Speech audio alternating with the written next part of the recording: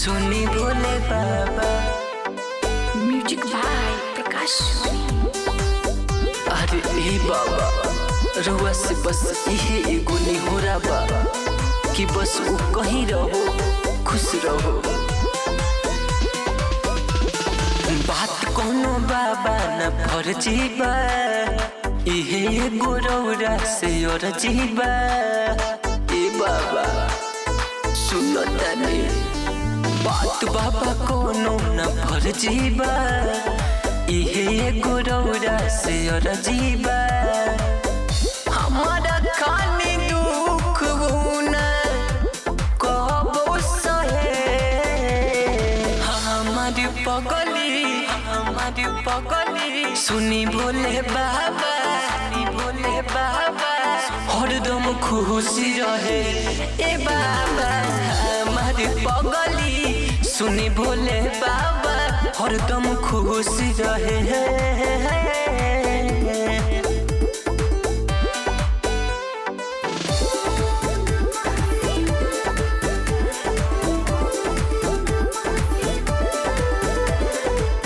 Music by Prakash.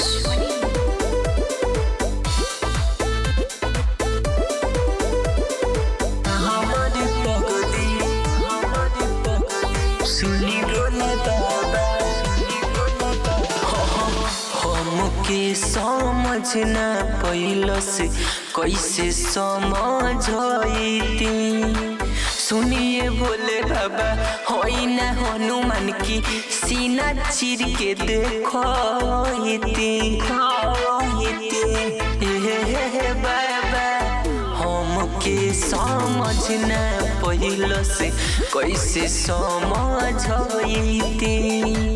सुनिए भोले बाबा होई ना हनुमान की सीना चीर के देखती। हमरा के भोले कुछ कहे हमारी पगली सुनी भोले बाबा। सुनी भोले बाबा हरदम खुशी रहे हमारी पगली।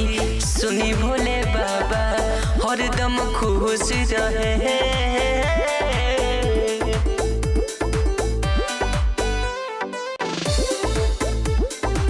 हमारी पगली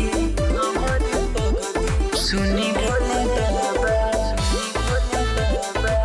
म्यूजिक बाय प्रकाश।